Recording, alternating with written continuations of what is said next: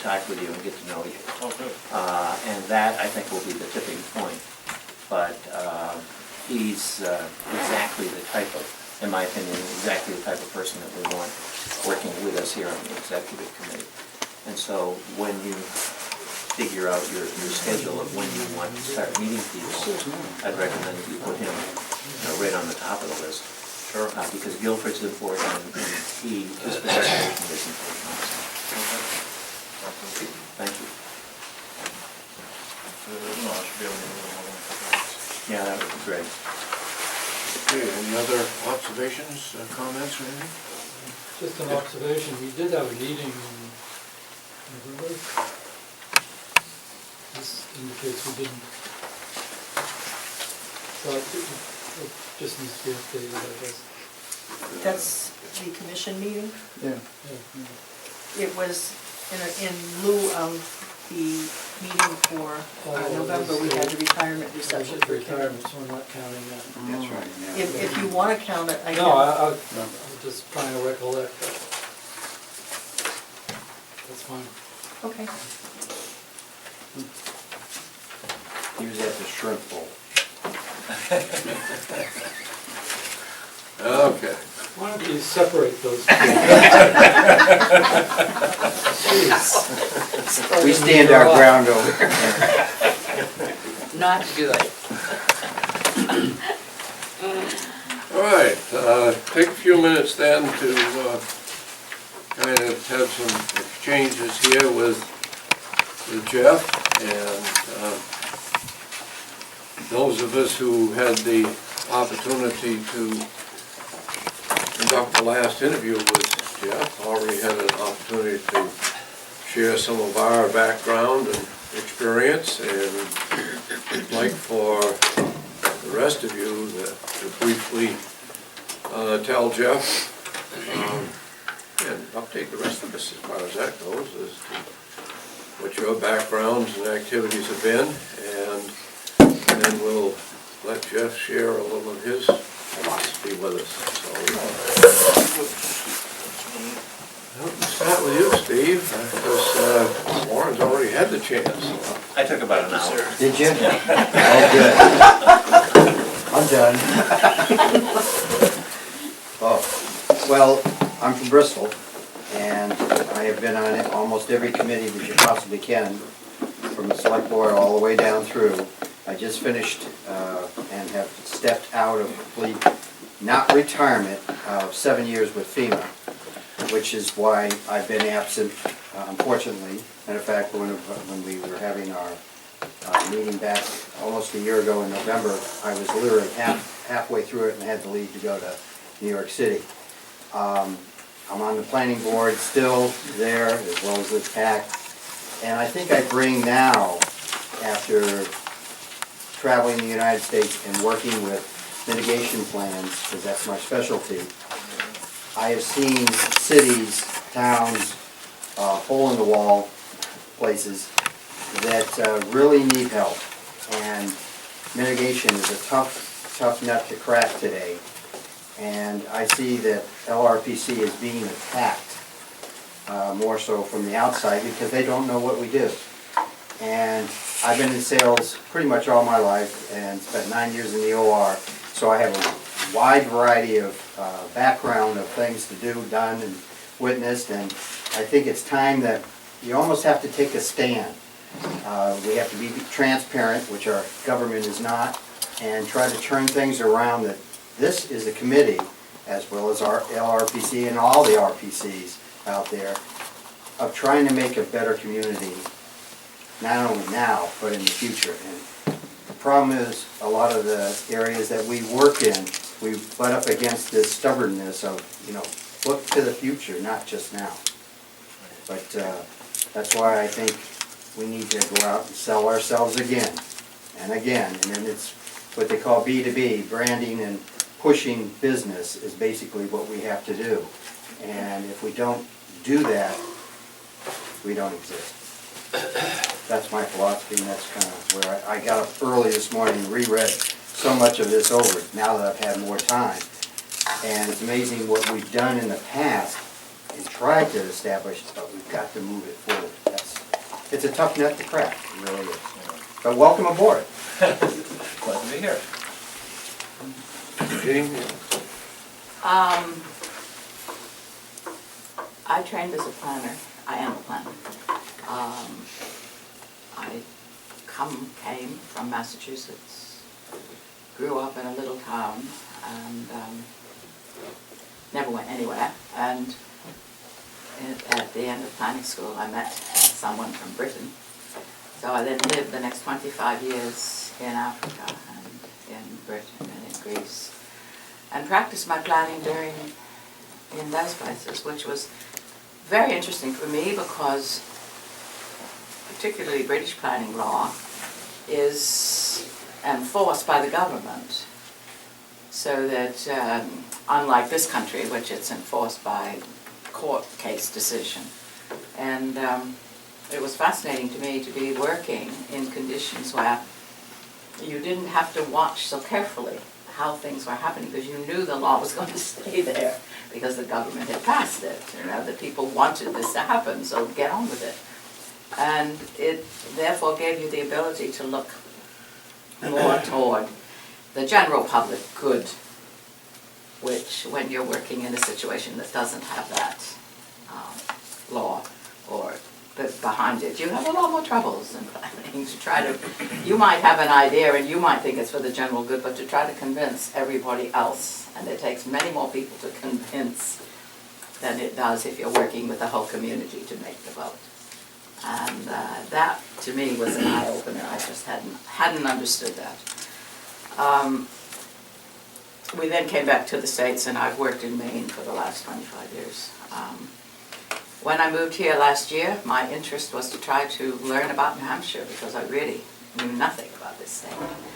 And when I saw that there in the selectmen's minutes that I was reading, they were talking about them having no representative on this board, then I thought, or as a commissioner representing freedom, and I thought, well, that would be a great way to learn something about what my area is all about. So I asked to be appointed, and I think since I have been, which is really this is my second year, I think I've been this lovely little thorn on the other side of the mountains that keeps saying, we're not the same over there, remember us, remember Ossipee and Tamworth, and you know, that we go in different directions than the people in this area go when we want to do things. And that is, I think, one thing I feel. And the other thing that I feel here is I just am not sure, and I can't offer a solution, and I hate to offer criticism when I can't do that, but I do think that we're having real problems getting the commissioners to represent the area they're in and to come to meetings. And I have really thought very, very hard about how that could be reorganized. I think weather is a factor. I was thinking coming over this morning, I would love to have a go for one meeting to make the whole commissioners meeting be in the morning. And just see if you get any more or less people if you have it in the morning than if you have it at 6 o'clock at night. Because 6 o'clock at night when you live in Freedom and the meeting is in Laconia or something, it's really hard.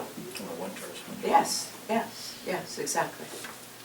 And so that is my other concern, because once I got into this, I really felt my selectmen have no idea what's going on, because it's up to me to remember to go to their meetings to tell them.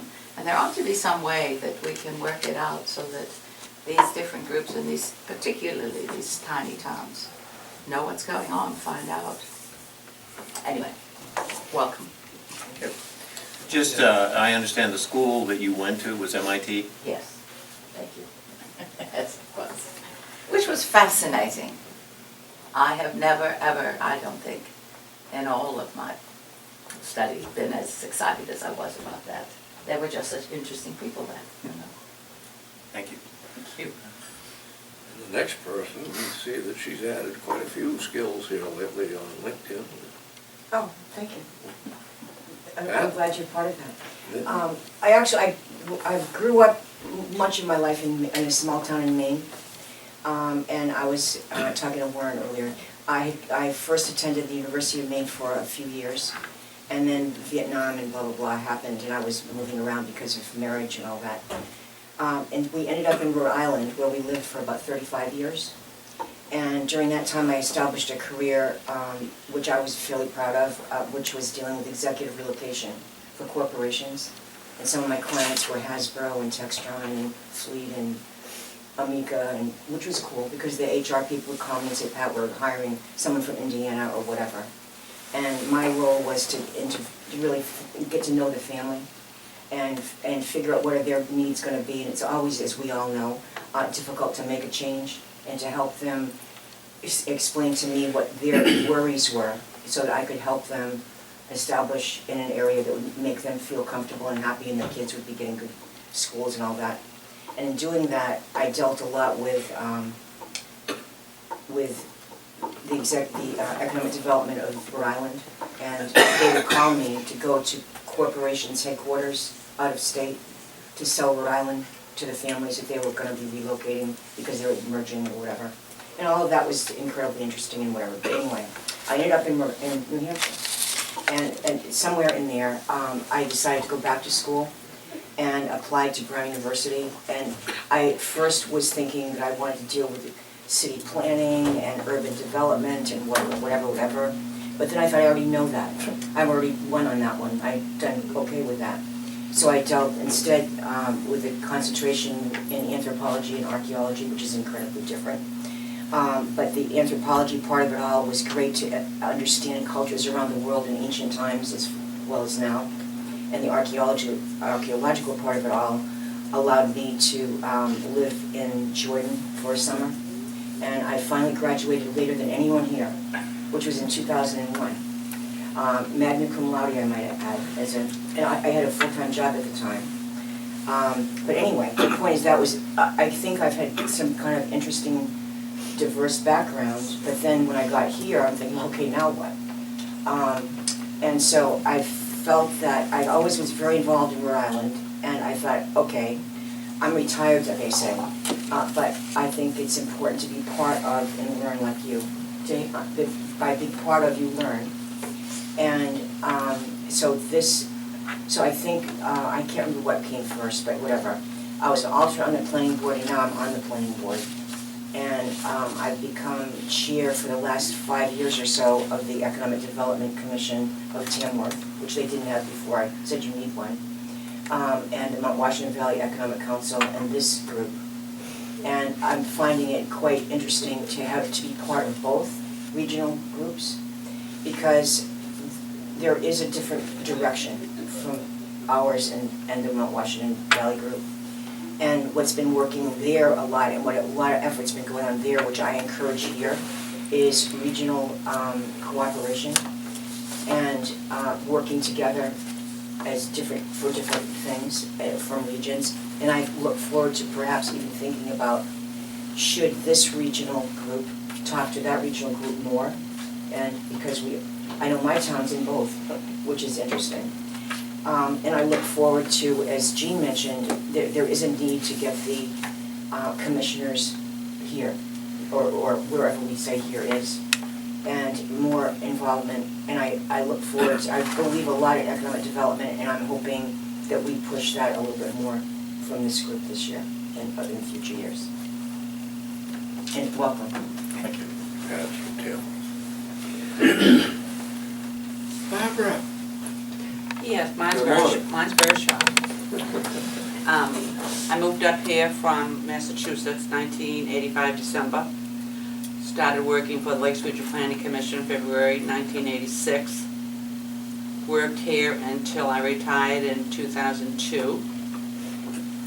And I'm a commissioner for Molten Borough. And decided I'd like to be on the board. And I am the treasurer. And that's it. And welcome. Good morning, Jeff. I'm Dean Anson. I'm from Laconia. And I'd like to remind everybody that Laconia commissioners are well represented at these meetings all the time. Good attendance.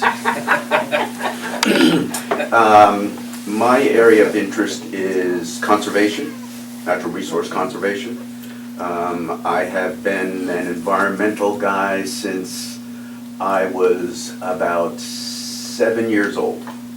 I grew up in New Jersey, moved around, spent 25 years on Long Island, so I'm a flatlander that's moved to the mountains. We've been coming here since 1992 on vacations and moved here full-time in 2006. I'm the chairman of the Laconia Conservation Commission. I'm on the board of the Belknap County Conservation District, and I'm on the board of the Lake Winnipesaukee Watershed Association. And on each of those organizations, I try to stress conservation, particularly of water quality, but that conservation is important, importantly tied to land use, and so I'm very interested in that. For about 30-some years, maybe it was longer, I don't remember, I was an environmental consultant. For 15 years I had my own company on Long Island and did brownfields work, so I would be glad to help you with the brownfields assignments. One of the things that Laconia has recently done is we've got the Society for the Protection of New Hampshire Forests to do a assessment. Well, we didn't get it, but they did an assessment of lands that should be conserved in Gilmanton, Guilford, Meredith, New Hampton, and Laconia. And SPNF is putting together a summary of their findings, and they're going to, the rest of that rolling out of the report and spreading the word is going to be taken on by the Belknap County Conservation District. And of course, they're only going to work in Belknap County. But what I'd like to see is, once we get this organized, to roll it out to all of the towns in the Planning Commission's purview, and go from there. I think it's important that we find these nuggets, however big, that should be put into some sort of a conservation easement or something like that. I think one of the things that, and I went through and read the accomplishments of the Planning Commission from last year. I think I was astounded at what the staff has done. And I don't know, Stan, if we typically do this, but I think it might be nice for us to write a note to all of the staff members individually, recognizing their accomplishments, because for, what do we have, 5 people on the staff?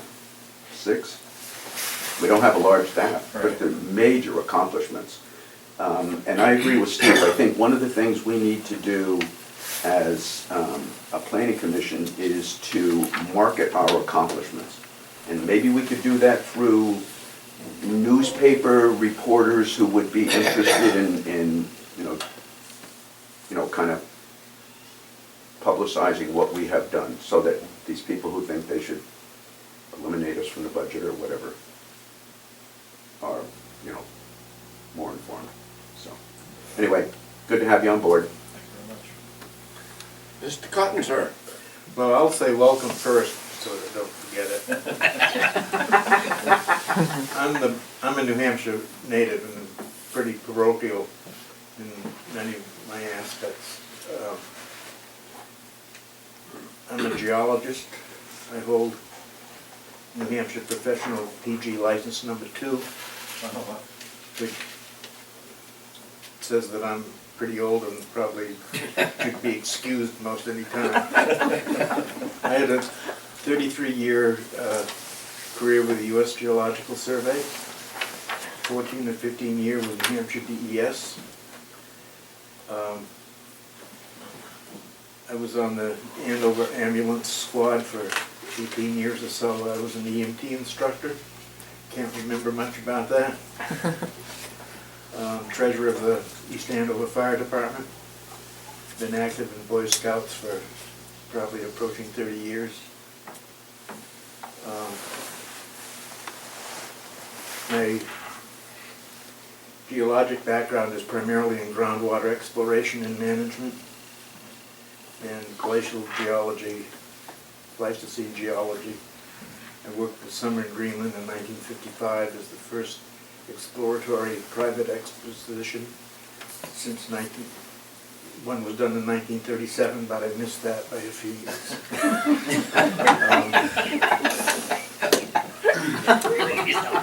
You were too old?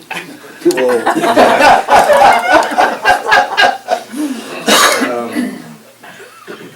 For some reason, which is not at all earned, I'm known as the Cookie Monster. So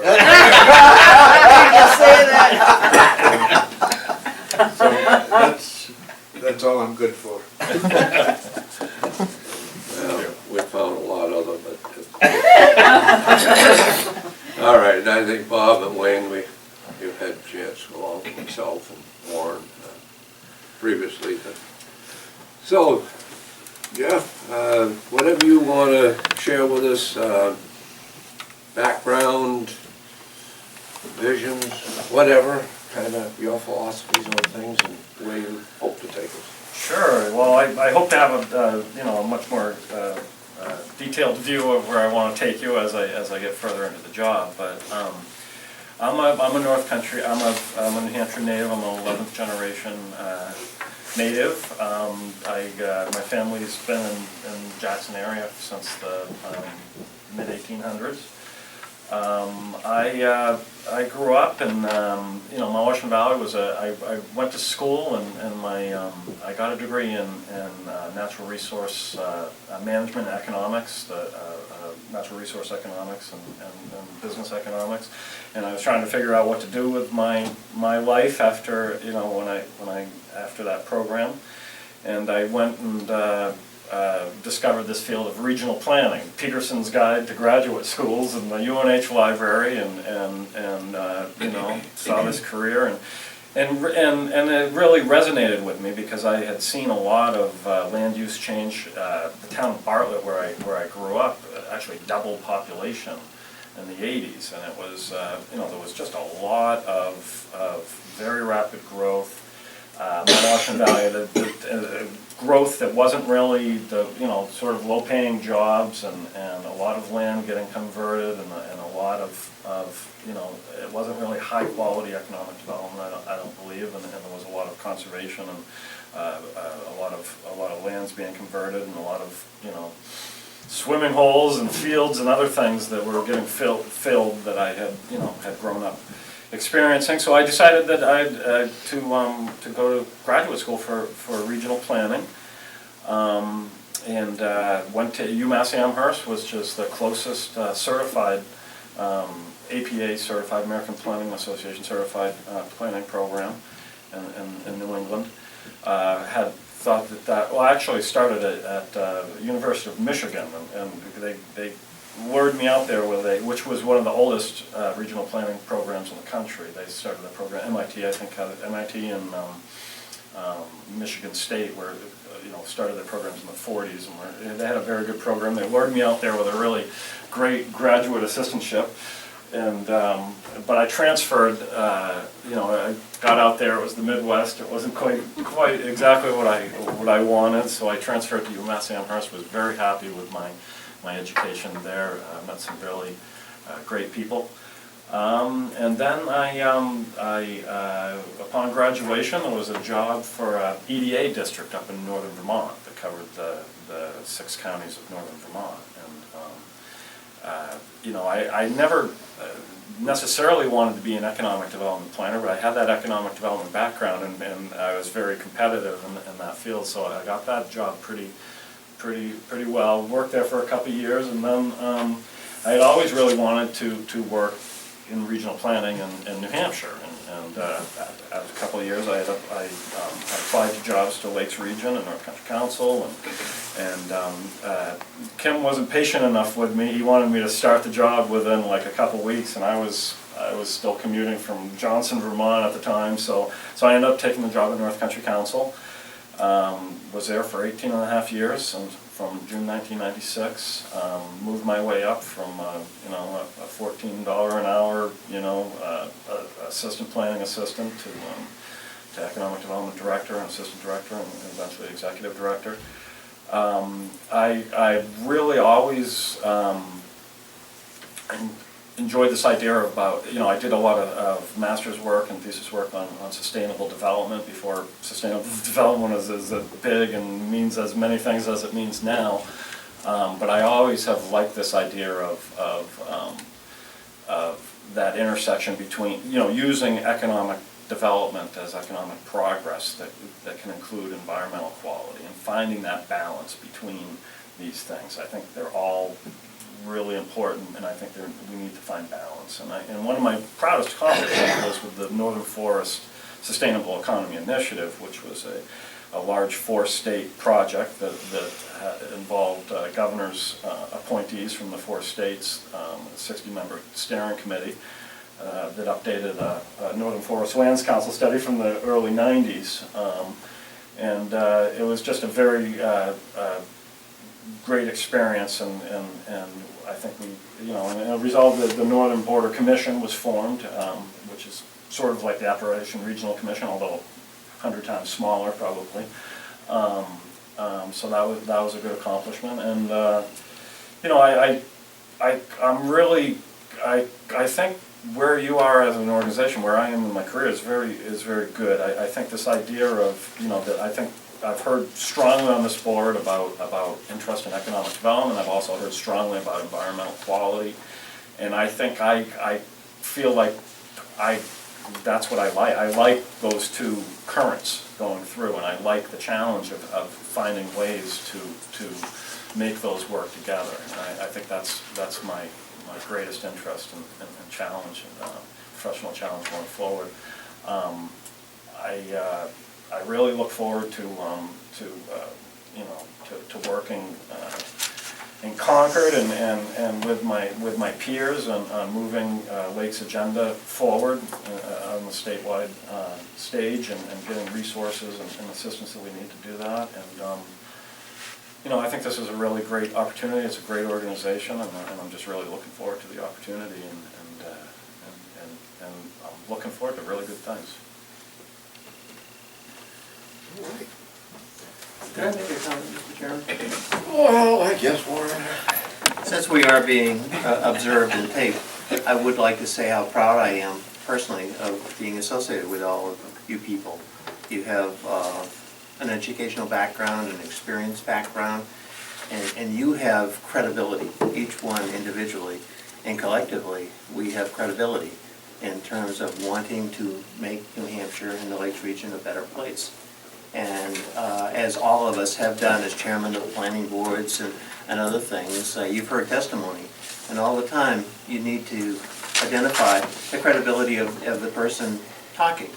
Do they know what they're talking about? Have they an experienced background? And I think as the point was made here in terms of us communicating effectively into our region, into the state, one of the issues is that those that are attacking the planning concept in the state of New Hampshire and addressing changing the way planning boards are appointed and vetted, there is no credibility. And so I think as we move forward individually and talking with our representatives and talking with our selectmen and talking with people, we need to just communicate this tremendous wealth of talent we have here. And as Dean correctly pointed out, the staff that does work on our behalf is extremely competent. And now Kim, and we're very fortunate to have him, and Jeff's going to add a tremendous amount. And so we have what our distractors do not have, and that's credibility. So I just want to tell you how proud I am of working with you all. Where's your watch? It's getting kind of deep in here. Oh. And we do charge you for parking. Mr. Chairman, could I I just ask the question, I'll pick up of this comment about doing something about the staff? Can we just do some, just say that we'd like to send a letter so that it just doesn't get overlooked? I'm glad you brought that up. I had a little note here, you beat me to it, thank you, Gene. Okay. No, perhaps, Jeff, you could at least put some ideas together. Draft something. Well, yeah, just kind of draft something that we might be able to, I think I like the idea of each one individually as opposed to collectively group. I think it's a little more meaningful. So. Right. And I'm sure you've got some folks who can help you with what the specific individuals' talents are, some of the things they've done. It doesn't need to be major epistle, but just something to do. Appreciate it. All right. But it will come from us? It will come from us. It'll come from the board, yes. We can all sign it if you'd like. It doesn't have to be a Warren Hutchins thing. Yes. That's the last time I'm gonna compliment anything. He's gonna stop retracting, he's gonna stop retracting some of his compliments. I'd like to make a comment. If I heard you right, you're talking about having a letter from the board to each Yes. individual. Yes. I suggest that's not appropriate. That gets close to us, not supervising, but having direct interaction with staff. I think it would be more appropriate to make a general observation about the staff as a whole. I get nervous when you start to have direct board interaction with individual staff. That's Jeff's responsibility, not ours. It's a minor thing, but Maybe we could it's a just, slippery slope if you start. maybe we could just switch it a little bit and we direct our letter to Jeff. Appreciation of the No, staff. I think a letter from the board just recognizing in general the outstanding quality and work output of the staff. I think that's okay. But when you start getting it, I mean, reverse the situation. If you Right. say you're gonna write a negative letter about an individual staff, I think you'd agree that's not our job, that's Jeff's job. I think the same thing holds, you know, writing a personal letter to a staff person from the board, I think steps over the line a little bit. But a general letter, we're really commenting on the program in a sense, but the program's made up of people, and I think that would be appropriate, but I get a little nervous. Well, We that's start why I ask interacting if with we, individuals. that's why I ask if we really, to be, you know, really correct, should we then direct the letter to Jeff? No, I think a recognition from the board, you know, to the effect of the outstanding job that the staff in general has done, and maybe pointing to some of the specific accomplishments or whatever would be appropriate, but not individual by individual, I think. It might be that where these meeting minutes are public and transparent, that this conversation, by having it in the minutes, then just verbally communicating to Jeff and asking him at his next staff meeting to communicate our thoughts is all that is more appropriate. No, we don't have to get into a letter format. Yes, I would agree. I disagree with that. I think it should be a written document to each of the individuals, not specifying what each one did, but, you know, a letter to each of the individuals saying, you know, we really appreciate what you've accomplished in a relatively small amount of time, and that's it. And, you know, I mean, highlight some of the items, but have it be a written document, because then somebody, you know, it's like, I enjoy, my sons call me on my birthday, but I enjoy having birthday cards, because I saved the birthday cards, so I can go back and I can read them. And I got some that are from the Pleistocene, by the way. So I think that if we send them an actual piece of paper that they can keep in their file and go back and reread whenever they have a down moment or a... Depressed. bump in the road. I think a letter would be good, and the timing's right, we're at a turning point. With the new Yeah. executive director, we're kind of starting a new phase or something. It's probably a good time to take a step back and, so, our past success wasn't just Kim, it was you guys. And something along those lines would be appropriate. I'd rather see a letter I'll keep it in a general, in a general. not specific, individual, right. because it's a team approach on Exactly. everything. Exactly. Exactly. Actually, I got a letter of appreciation after I was here for a year from Kim that he gave me and I put up on the wall. Can we copy it?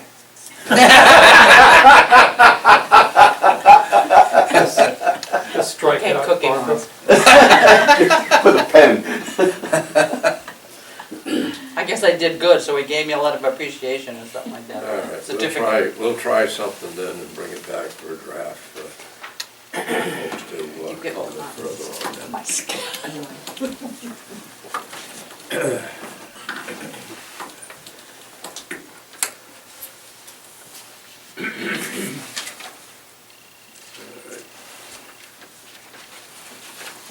All right, continuing some discussion for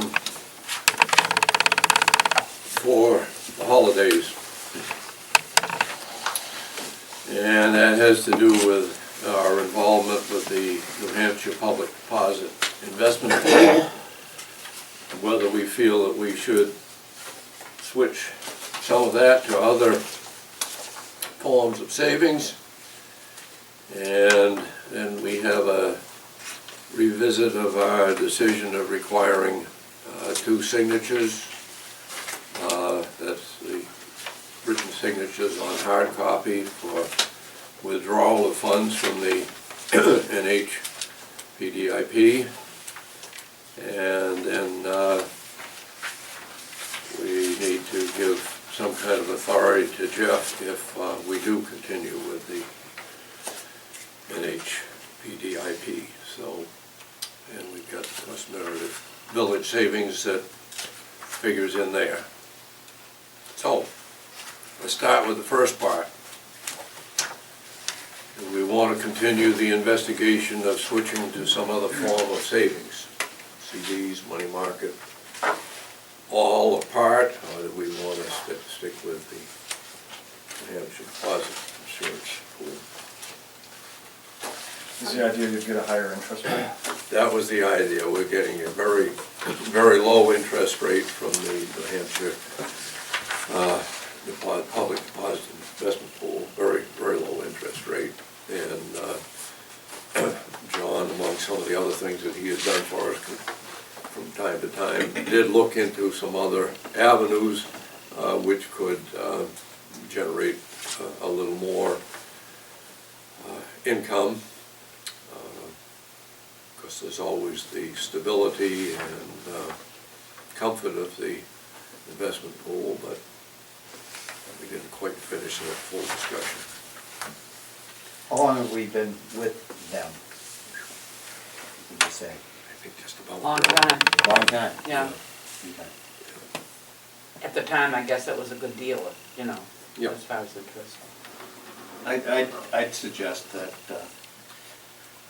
where Kim told us about the extreme security of this and availability of this money, that we put this on our docket for about 3 months from now to allow Jeff an opportunity to review it and come forward with any recommendations that you'd like to make to us, so that we're not, I mean, this is your first week here, and I think it's a little unfair to be changing something of that duration, because we do have the security of it, and so it's just a question of additional earning capacity. And I would prefer that you weigh in and have a chance to review it and come back to us and make any recommendation that you see fit. Yeah, I mean, I think the key point is what's the difference in, I mean, there might be a difference in income, higher interest rate, but what's the difference in risk? Is there really any, I mean, I think FDIC deposits are insured, so I don't know, but is there any vulnerability there? Obviously the state pool is as secure as it can really get, and so that's really the balancing thing, to absorb some more risk to get some more income, and that's, I guess I'm not 100% clear on what the risk is of CDs and money market. I mean, with the FDIC, are we fully insured there or not? I'm not sure. So I would want to look into that and get some answers to that. One of the other questions also is, of course, availability of funds. As I understand it, with the investment pool, you can go in and transfer the money about any time that we need it. Whereas with a CD, there might be a penalty or whatever, money market. So those are some of the considerations. And that's why I said maybe not all of it, maybe part of it. But, with our recent experience with the bank meltdown, it's a whole other conversation than I think it would have been 5 years ago. I mean, right. It's, So let us then figure on taking that up again about 3 months from now, as suggested, Okay. and Right. give you some time to look at it from your standpoint. And Well, are we asking that Jeff look into this over the next 3 months, not just put it away? right, in other words, so that in 3 months we can come back and have Jeff's input and So we're asking for Jeff to give us a recommendation. Right. 3 or 4 months from now as yes. to what options we might want to consider. and I can probably come back sooner than that too. Well, it's not a crisis. Yeah, okay. We have security, so Yeah. that's fine. You may want to talk with John. John had done some work in this area too. Okay. Are we talking about moving all of the money, or can we move a component of it? That's part of the question, Dean. Because one of the things that we enjoy with this pool is, of course, the flexibility of being able to take money out if we need it, to put into our Meredith Village Savings Bank account, whereas if we had it all tied up in a CD or money market account, it might not be quite so liquid. So those are some of the considerations, yes. Are there any political implications of taking the money out of the state bank in terms of, we're not supporting the state like we should, or, I mean, I don't know. I don't know enough about this state fund. I know you. Good questions. Yeah, good question, very good. Just taking notes. I mean, I think this organization is eligible to use this account, not as a governmental arm of local government. So I think it's not something that every organization is available to every organization, that's for sure. Okay, we will get some recommendations and review that portion of it within the next 3 months. Then we just look briefly back at the decision made last month requiring 2 written approvals by authorized board members prior to withdrawal of funds from the investment pool.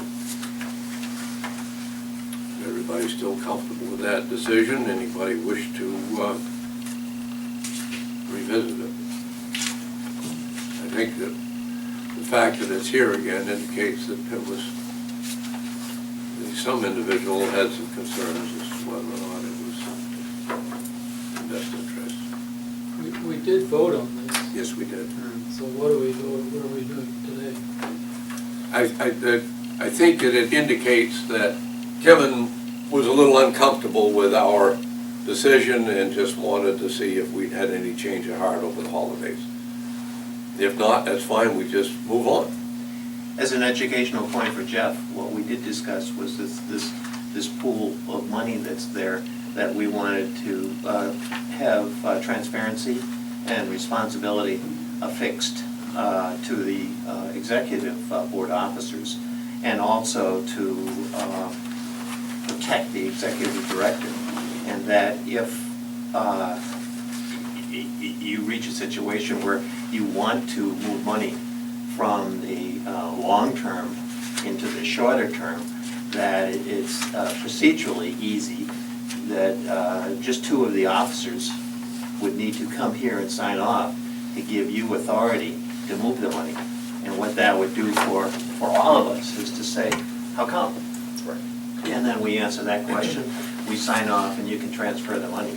But it also, by this board decision, it removes you from the position of moving funds around without participation of the executive board. Yeah, and I think that's a good idea. I mean, I think I have the ability to electronically move funds pretty darn easily, so I think having a safety mechanism of a couple signatures, I think is a good idea. I have no issue with that at all. Gene? I was the one who was concerned about this, and I think my concern was that, and maybe there can be something written in about this, but just to be sure that the people who are the other two or three, it's all right to talk about it as a representative who lives down the road, but you know, if one of the people who is a signer lives in Freedom or lives in Tamworth or something, it's a heck of a long way to get them to come just to sign a piece of paper. And I was just concerned that that was a restriction on it, and unless one takes a look at it and makes sure that there are enough people around who are in close proximity to here to be able to do this. And I understand that it happens very infrequently. Exactly. You know, You could be just sending documents to the mail too. That's awesome. Do you still get mail over, Freedom? We do. Oh, Every once in a while. My dog's got it, but Steve? From the federal government side is that we use electronic signature verification to do documents. And I mean, we're into $3, $4, $7, $12 million, and I have to use my electronic signature many, many times. So that's another way today with today's technology. true, It's yeah. much easier, much faster, and it's documented, and it follows your your personnel, where this came from and everything on electronic signature. And believe me, it does save a lot of time. So that's another, which again saves Freedom from, you know.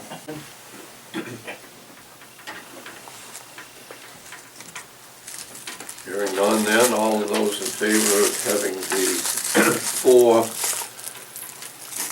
positions, chairman, vice chairman, secretary, and treasurer, stated as the ones that have the authority to sign, please signify by saying aye. Aye. Anyone opposed? The ayes have it, so declared, thank you. that was a good catch, Pat. Thank you. All right, then, it looks as if we need to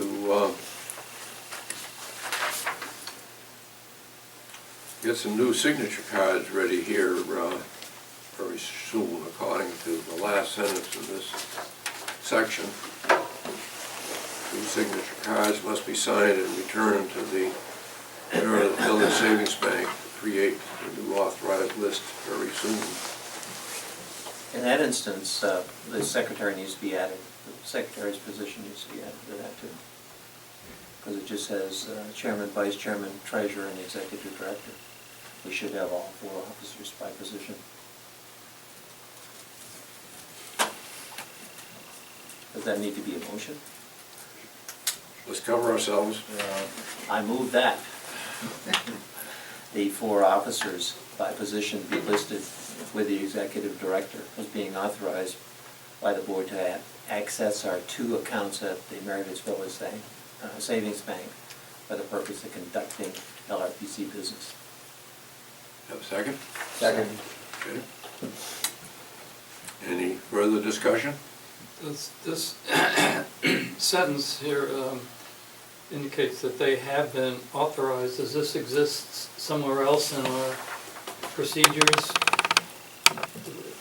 Does this change the bylaws? Yeah, does this authorization exist in our bylaws or our procedures? And Yeah. do we need to change that to include the secretary as well?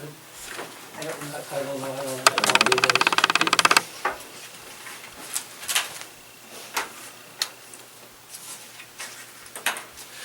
I think the one issue with, on the two signatures is the bank will accept one signature. So that's just something we have to deal with, is that, Right. you know, where our policy is two, but they'll cash a check with one. Now, can you sign checks now? Did you just give me the authority? Do I have the authority to do that? I'm not sure. That's a question, I thought that Are would there be checks to resolved be, today. are there checks to be signed today? I think I have to do the signature cards. Okay, so you probably need a stamp then if he doesn't. Yeah, I think I have to do these signature cards before I can Right, have okay. the authority. They can use his stamp. At the last meeting, Kevin had forms for us to sign. But Yeah, I think that had to do with dippy. Oh, did it? Yeah. But it would be good to review Right. the four offices and you. The good thing, in the transition, Barbara can sign Right. anything until the cards get processed. Right. And you can get the cards in. Do whatever you want to do. Don't go to the. Mr. Chairman, Yes. is this going to affect the financial procedures that the board will be voting on at the end of the month? I know that Kevin had sent out a memo to the commissioners. I wouldn't think so, because that was related to the auditor. That's something else, I think. That was to change our bylaws so that Auditor. on recommendation of the executive director, the auditor Auditor. could be changed, but only can be changed by a vote of this board. Okay. But that the recommendation to change would be from you. And again, that's to establish fiduciary responsibility and transparency. Yeah, I think the auditor really works for the board. That's what we wanted to create, to be absolutely clear. I couldn't quite remember, so I wanted to make sure. No, that's, Good question. keep us out of trouble. In a quick perusal of the bylaws, the only thing that I see under 8.7, the duties of the executive board, had this talk about contracts. For the purposes of the executive board is authorized to take all actions necessary to implement the work program, including but not limited to approving and signing of contracts in the name of the commission. But I don't see where it specifically mentions the bank accounts. We'll need to read that a little more thoroughly and double check. I feel it's not in the bylaws about how to handle that. And it may be in our financial procedures. I don't have a copy of the financial procedures, but there are some things covered in the financial procedures that are in the bylaws, so we may want to take a look there also, Jeff. Is me either. Yes, I need to avail myself of a copy of those so I can keep with me. But I mean, Well, it might be well, if somebody could, I don't know whether you can call upstairs or I can get a go- copy or whatever, Get just, a copy. okay, I'll try. We'll try not to conduct too heavy a business here while Don't kick me out. you have your Take a few- recorder on, so. Yes. Oh, good. Yes, it is. All right. Yep, still going. I've got a copy of it. Oh, you got a copy of it? Very good. Financial procedures, Yes. revised September of '08, is that the last time? As far as I know, There's nothing in there about sign. transferring the funds, fund to fund. Okay. And nothing about signatures for the, Well, it says the treasurer, chairman, vice chairman, and executive director are authorized to deposit all commission funds and to disperse funds under the general supervision of the executive board. that's what he's got That here, would- doesn't That it? would require a change then if we want to. we gotta have the change to the financial procedures then. But there's nothing in here about fund to fund. Those procedures, do they have to be approved by the full commission, or is it just us? I think it's just us, huh? Yeah. Then why are we going to It's not the by law. concerns the audit. Because that was a bylaw That's change. in the I think. bylaws. Bylaw Yeah. I change. think That was a bylaw change because that was, it just, in the bylaws, it was very, just simple that there'd be a audit conducted and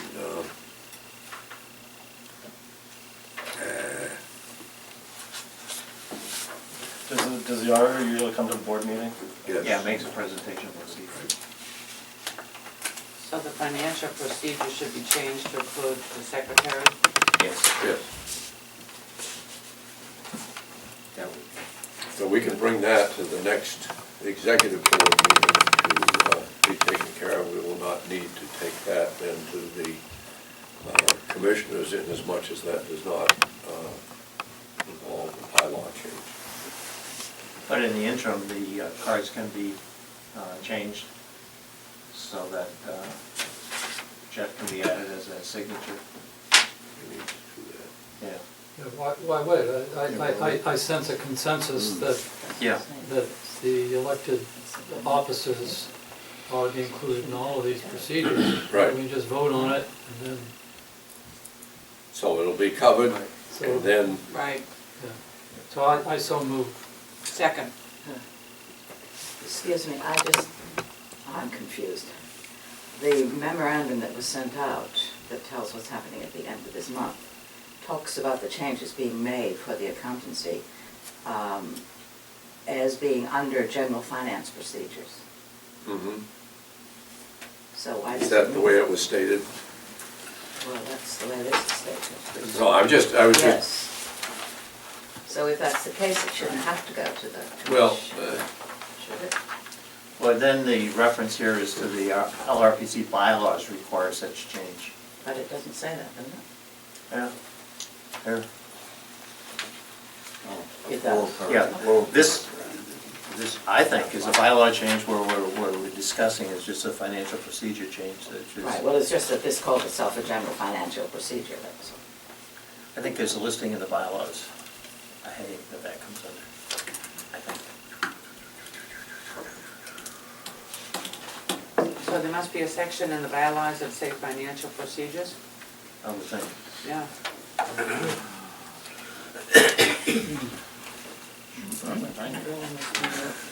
yeah, you'll find that is handy. The one day you couldn't come. In the bylaws, 8.9, annual reports, the executive director shall prepare an annual written report which shall be presented to the commission at its first meeting following the annual meeting, including an audited statement by a CPA as of June 30th.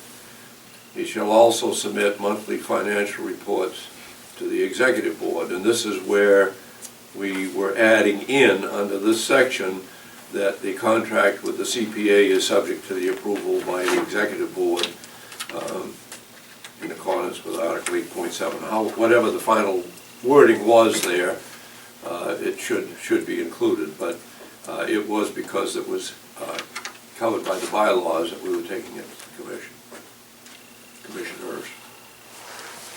That's not the way it reads. Well, it may It just well. says on A this. general financial procedures. Under A, yes. Is that in the bylaws? Is there a section No, A? there is not. No, There is not. So it's not in the bylaws? The only thing that's in the bylaws is what's going to be. it is in the bylaws, and but this is what we, at least my understanding of what we were trying to change was here. Now, Kim had mentioned that it was possible to change it in the financial procedures also. So is there a section in the financial procedures that says A, general financial procedures? No. No? I wonder why you put A there. Section 3. There must be a 1 and a 2 and a 3. Do you want to see this? Do you have this one? I did not bring a copy with me, thank you. Oh, I know what he's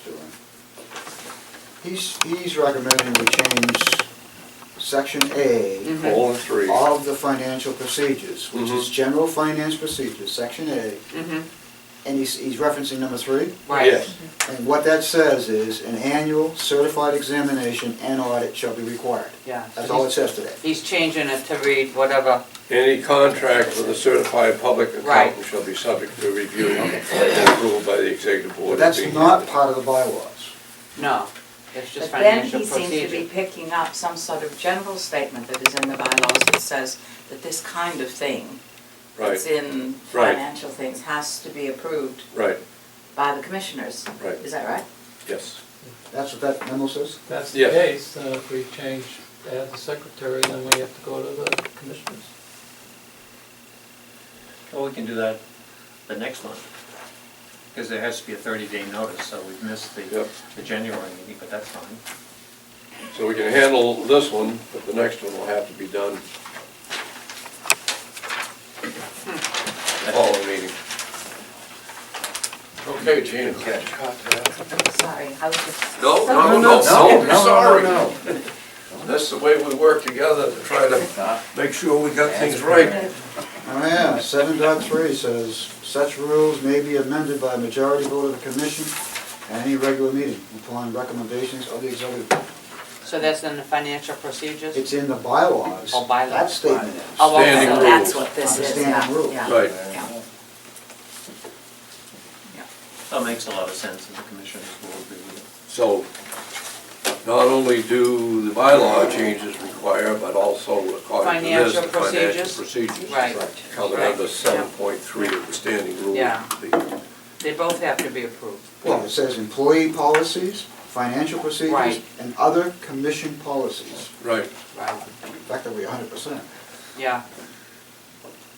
All Pat's fault. I know, I was just gonna say, I'm sorry. Yeah. What, Said no, 20 minutes? no. So in January, That we'll question address stayed the no auditor longer in front of me. issue, and in February, we'll change the financial procedures to include the secretary. I think that's good.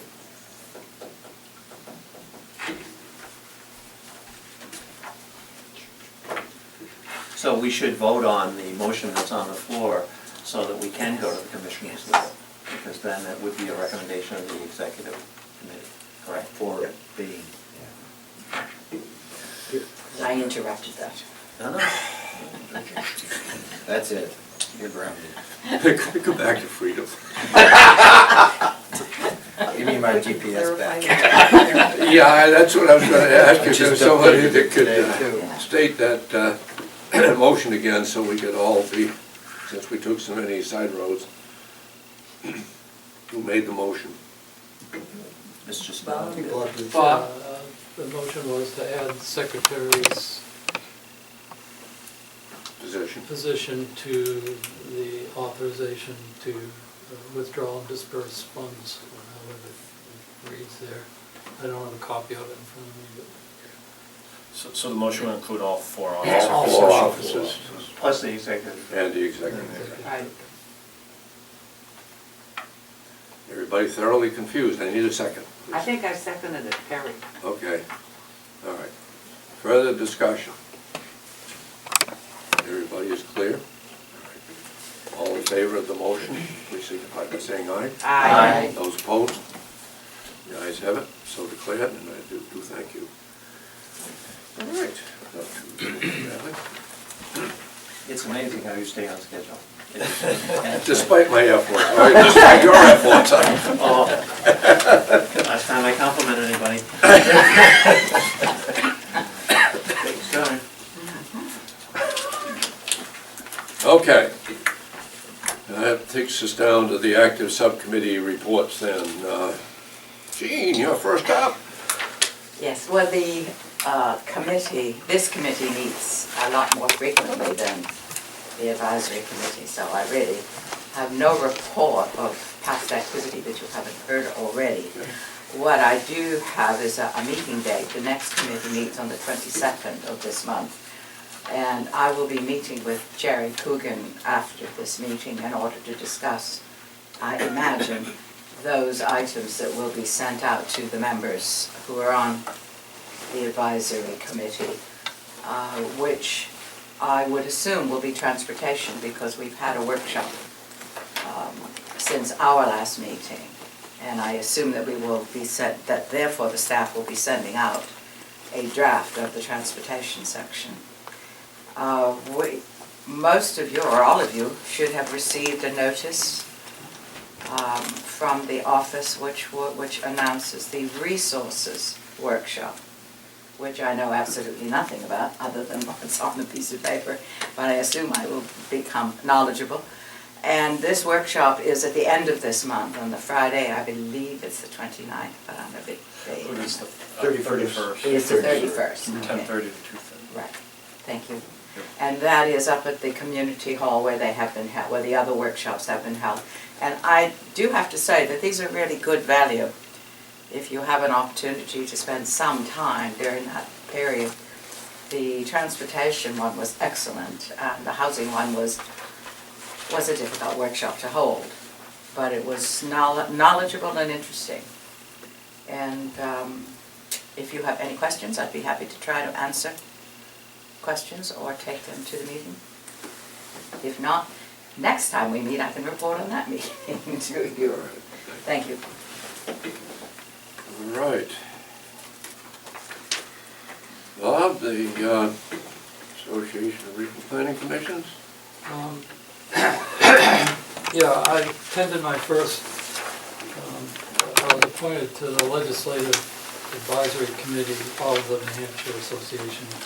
They met just last week and have made a number of recommendations that will be taken up by the association tomorrow.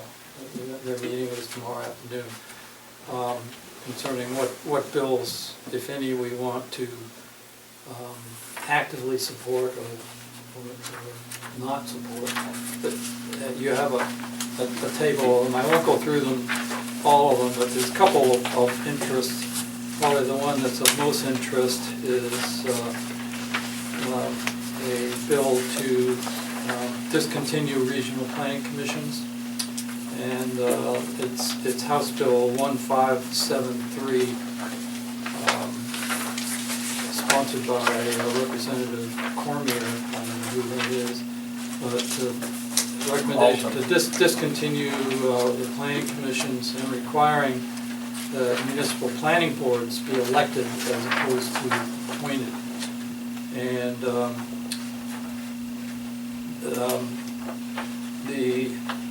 it's been recommended the association oppose this, and we'll be writing a letter of opposition to that proposal. There's a couple of others that are interesting. I won't go. Could we just stay on that one? Sure. Yeah. Mr. Chairman, just in 2012, this almost identical bill was introduced by another freshman legislator. There it contained only the provision of discontinuing the regional planning commissions. And what our strategy was, excuse me, what our strategy was here, that the executive board took a motion to send a letter to the committee requesting that this bill be ITL, which is their lingo, inexpedient to legislate, means voted down. And then also what we did was we had a representative, and at that time I went and testified on behalf of the commission, and I also went and testified on behalf of the Laconia Planning Board that we wanted the bill to be ITL. You get about 3 minutes to testify, but you have the documentation, which is more important in my opinion, that you turn in to the committee, which states the reasons why we want things ITL'd. And I'd recommend that we do that again here, take a motion that the executive board of the Lrpc ask the committee to ITL this bill. And then if you so want, I'll go down and testify again. So I don't like it, it's like the Christian in the Lions. And the last time that this was presented, the vote out of the committee, I believe, and Kim had told me, there wasn't a single member of the committee, and it's a large committee, that voted in favor of the bill. And then because of that overwhelming report of the committee, when it went onto the House floor, because all bills have to go to the House floor, they put it in their consent calendar, which is in essence their trash can. And they just voted on, the entire House voted on to ITL it, and that was the end of it. And I would expect, given the fact that the majority of our representatives, and the ones specifically on this committee, do have experience and credibility in municipal and county government, that the same thing will happen. But we, in my opinion, we can never sit back. We need to be there, or get on the field of play and make our feelings known. I'm also going to talk with our Laconia City Council and get a letter from them indicating that they want this bill ITL'd also. Because in discussion with councilors there, and it would, the current RSAs allow for towns to decide themselves at their town meeting, rather they want to have elected planning board members or appointed. So they already have that right now, and they determine what they want to do. And for the life of me, I don't know across the state how many of the municipalities do that.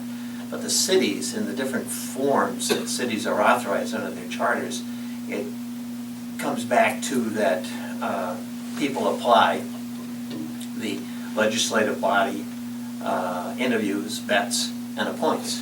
And that way the senior elected people within the cities retain control over the credibility and credentials of the individuals.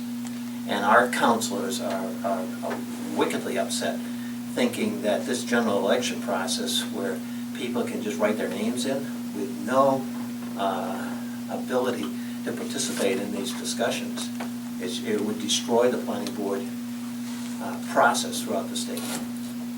So what I would like to ask you, if it's appropriate now, I'd like to make a motion that this board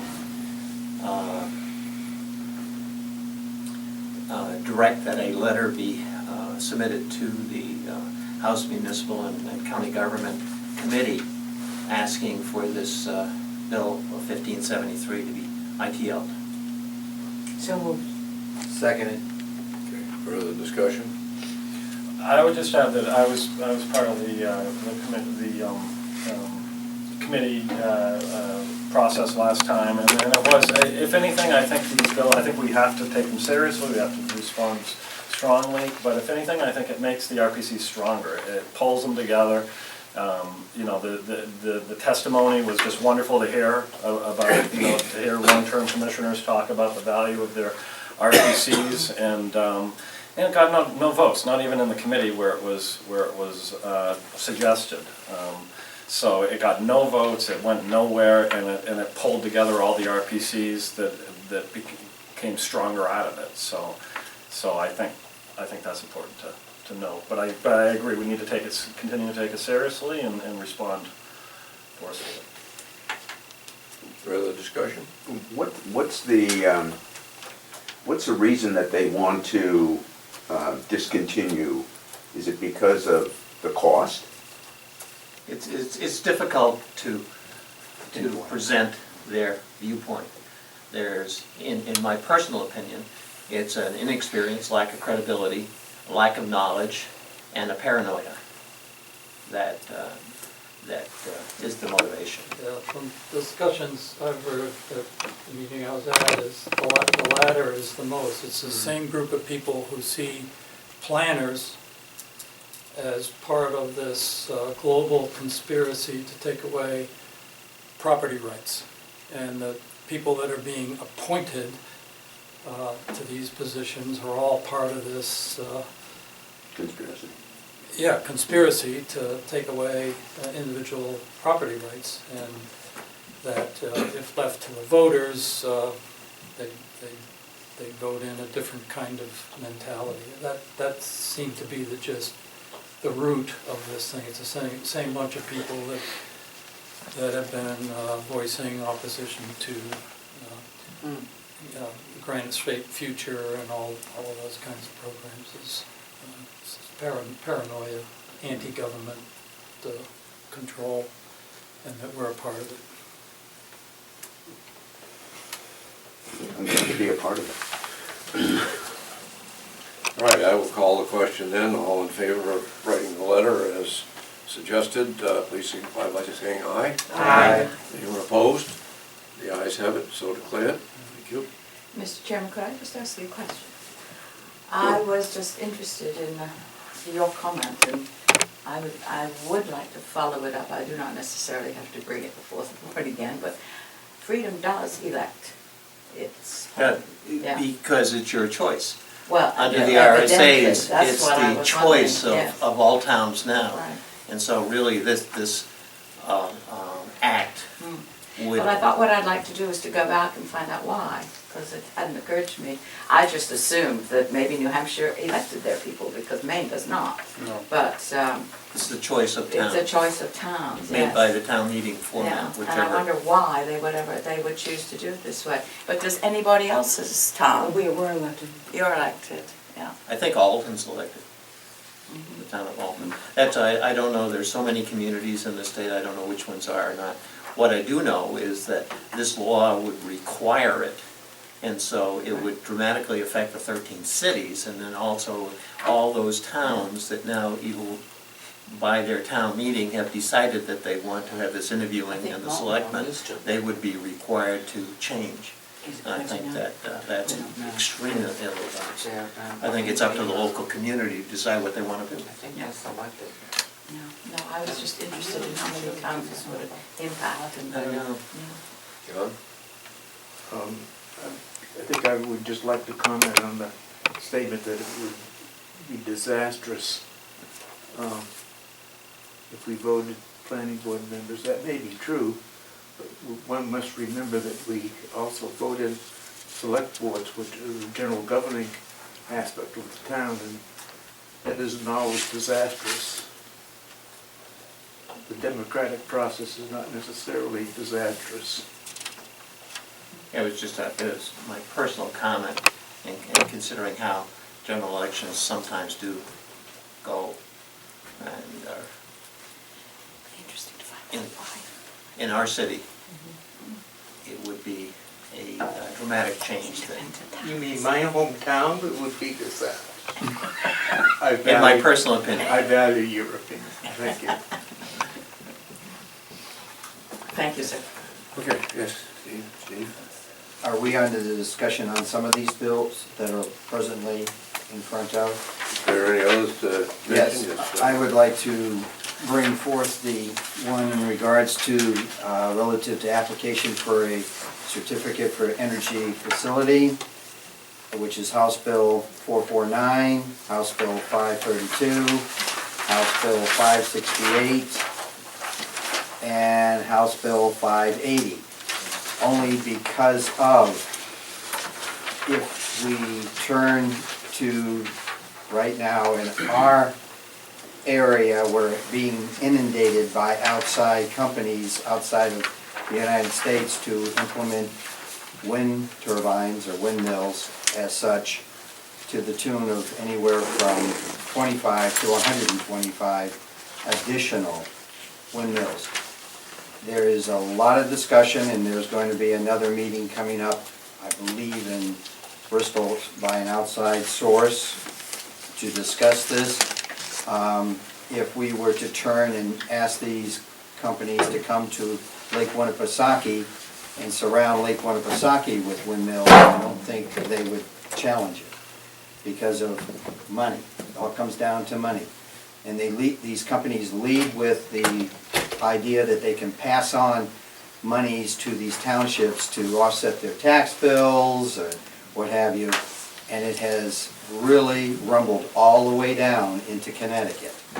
I have just spent probably the past week and a half in discussion with some other companies. I'm working on a plan right now to bury, if we have to, some of these transmission lines, or as we call it, stage them above ground, but not, quote, anywhere from 75 to 135 feet in the air.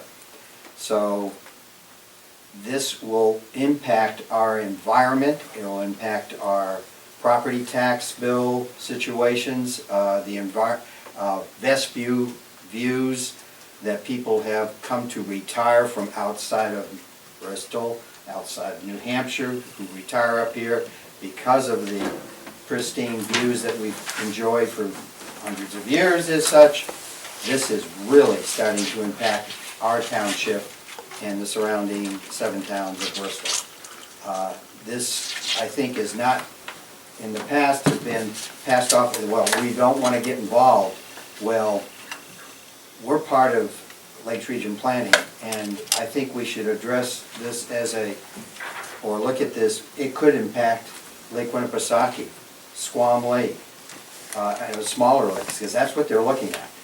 And they come in with a lot of lawyer power and monies, and it's a hit and run. They can come in, put these in, and disappear, and in 15 years, it's our responsibility to disassemble them.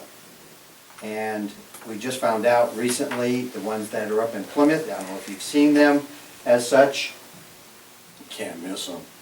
The ones that they're proposing now are gonna be 500 feet high. What are they in Plymouth? 375 to 4 1/4. And they wanna go higher and use fewer, but make them higher. And if you've not seen them at night, I have flown in and seen that. I've stood at a deck of someone's house on Newfound Lake, and yeah, they're there. And I know what they're trying to do, and again, we've all looked at energy as a means of, you know, if we can do it without having to do oil and cause carbon and what have you. All said and done, but it's what it does to our environment, because Newfound has done extensive studies for water quality around it for 144,000 square acres, and now we have an issue with contamination in the future coming. These things have only been up there 2 years plus, and what it does to the ground, the environment, and all, and the employment of people are not from around here. So if you think it's, you know, not in my backyard, it's in mine right now. And it's something we shouldn't just say, well, it doesn't bother us. It will if it starts to go and they look elsewhere, because believe me, they're looking. So I think these bills should be addressed or watched very heavily. I do know that there are outside sources even coming up from Massachusetts to help to support eliminating these to literally line, a ridge line approximately 12 miles long. And get ready, they're strong. And we're fighting tooth and nail right now to stop this, because it does produce power, there's no doubt about it, but where does the power go? Who's asking for it? It's not from here, it's heading all south. And I'm working with a power company right now outside of New Hampshire for some ideas, and I've gone all the way to Houston as well right now with another idea. So these bills that are being proposed to reduce and eliminate, or certificates, or come up with a better idea. It's easy just to stick them up in the air or follow down through multiple towns. You know, Colebrook got hit first, Stewartstown, what have you. And if it was to come right down through the middle of New Hampshire, this path is not going to be small. So that's my opinion, and it comes from quite a few that are very, very strongly supporting these bills to eliminate these companies that come in and just literally line our ridge lines. Does the town, by RSA, have the capability to stop a windmill project? Yes, they do. They have right now implemented some restrictions. A lot of the towns that they focus on have never had zoning, as you know, and there's a lot of opposition to it, but then again, when they realized what it does, they looked at the bottom line, oh, they're gonna... Tax base. Yeah, and then they realized, well, when do we get this money? And I do know that one particular town thought, oh, we're gonna have all this additional. Well, it hasn't produced what they thought it would right now. And township in itself, I know someone who is on the board there is saying, gee, we have people moving in. Well, what they thought was gonna happen hasn't happened. yet, and won't happen, and in 15 years, you got an item sitting on your ridge line that you've got to maintain. I think there is an issue about whether the local, I just sat on this SB 99, Senate Bill 99 study committee that was looking at the site evaluation committee process. And that process, basically, it's 35 megawatts, although they can go smaller if they want to. It basically takes local control away and puts it with the state agency. The site evaluation committee says precludes local land use control. And so that goes to a variety of state agencies, and they're trying to. It needs to be updated. Put it that way. That process has, it creates havoc on these state agencies because they don't have any additional staff or any additional funding or anything. And these projects come out of nowhere, and they have to dedicate a staff person, and the legislation calls for the commissioner in many cases to basically be the person that's attending all of these hearings, and they get very detailed, and there's a real question about criteria. They have all these standards that they're supposed to review, but it's a little bit of a, I shouldn't use the word arbitrary because I don't think it's arbitrary, but it's not set. It's not as predictable, and that hurts people on both sides, the applicants and the communities. That what are the parameters? So all of that needs to be. But Senator Forrester was the primary sponsor of that legislation for that Senate Bill 99, and it's it's basically a consultant who I think has done had to have his report I think by January 13th or something. So very soon, with a list of recommendations on how to update and modernize the site evaluation committee. But some of the discussions we had in that committee is that it raises the bar because you're taking local control away. So you really have to think about how you give the RPC and the municipality ability to comment in the process, and how do you be respectful of the local community when you've taking their land use authority away. So I think they're all interrelated issues. I would point out that all of the bills that are to be voted on by this session are 2013 bills, and all of them, except one, came out of committee with inexpedient to legislate. So right now, it's a very confused picture.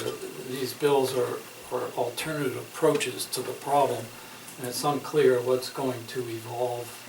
There may be a consolidation, or so right now the association has identified this issue as one to watch very closely. Good. It's hard to take a position because we don't know what's going to evolve. There's several others that are interesting.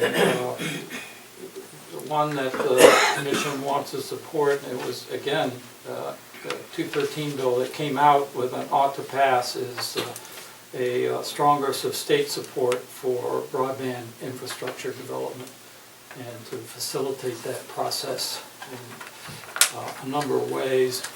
There's an interesting bill 684 relative to bridge replacement.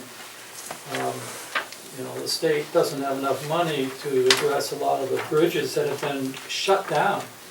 And if a town wants to pay to have the bridge rebuilt or whatever, or fixed, this bill then says, okay, that the state will pay the town back whenever its term came up on the 10-year plan. These all sit on the 10-year plan. So a bridge may not be scheduled to be funded for 8 years. Then when 8 years comes up, the state, if the town pays to repair the bridge, the state will pay to get it done, get the job done now, because it's hurting their economy, that the state then would have to repay the town at that point in time, rather than At least in theory. postponing the work, they postpone the funding. And the committee recommended we support that concept. there's a bottle bill being proposed that we've taken the position to watch. This would be a 5-cent deposit thing, and the question then becomes, what would the money be used for? And they're talking about transportation. There's another bill on transportation. About 20% of the highway fund goes to highway safety, and there's a bill to take that money away and put it all into road maintenance and upkeep. And it's viewed as, for those that support not increasing the gas tax, another way to get money into road.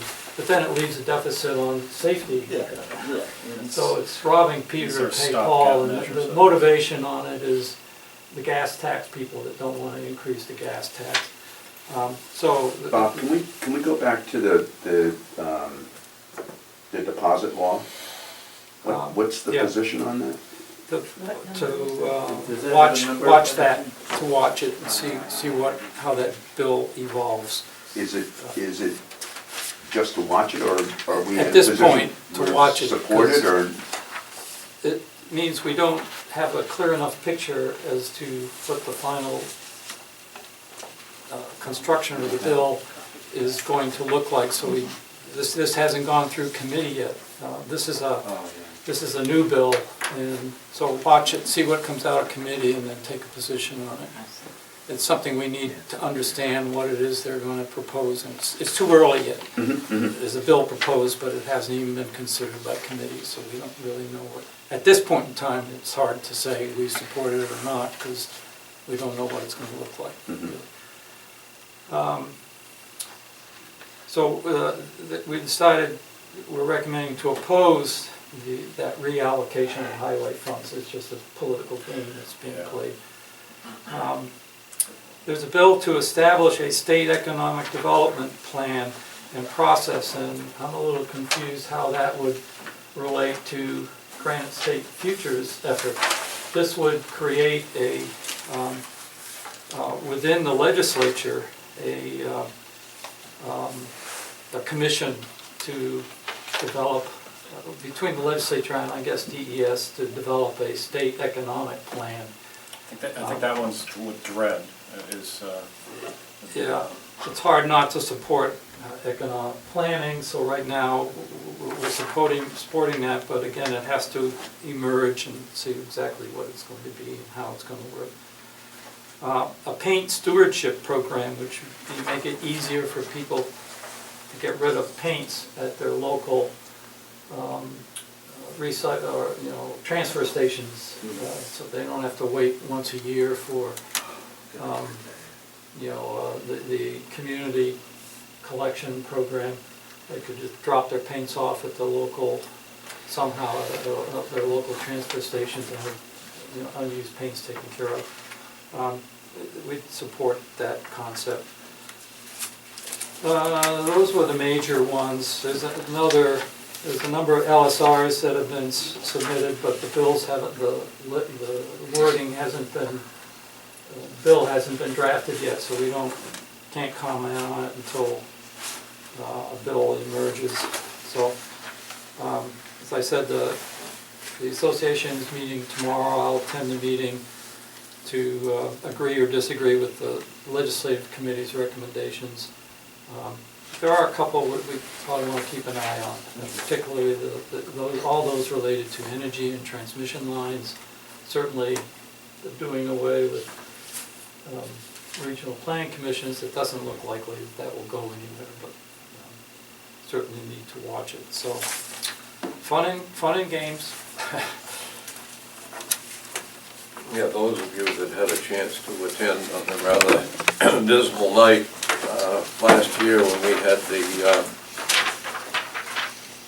area meeting up in Newfoundland, I think it was. It was on the wind tower. Just one proposal up there at Newfoundland Lake at that time, and Jeff hit it right on the nose. That the committee committee that handles that at the state level. After it gets to a certain level, then it takes it out of the locals' hands. Yeah. And what they really can do is little more than make sure that the proponent has presented all of the material that they were supposed to present. I think all we have is orderly development, you know, we're supposed to, unless we can say that it interferes with orderly development, which is pretty high, you know, it depends on how you understand orderly development, but it is a pretty high standard to say orderly development. That's the town, It makes it the hard bridge one? for us It's to- called for sale.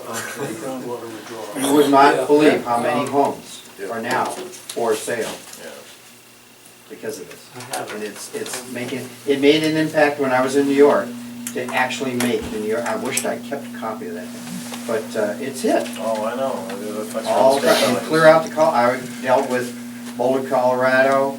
I had two of my EPA people that, oh, God forbid, oh no. But boy, they just found out what happens when they get hit with this ice storm. Oh, Ta-da. if someone applies for a permit and receives it, and It's a tough- this tough goes back thing. to the USA thing, they would bankrupt Amazing how much This 4 says acres that, for each one takes up. the, if, $2 million. Yeah, a lot of when a control local here. building Uh-oh. permit has, Yeah. the state terminates the Robert, permit. it's now I tell you, what do I do? I'll talk to you after the meeting. Okay, Here's the bill. back on track.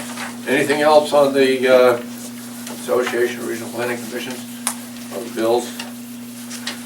All right, thank you. And Hank Taylor has provided his usual missive, and there might be hope for the state yet for rail. All right, Jeff, did you have any more that you wanted to share with us on Brownfield?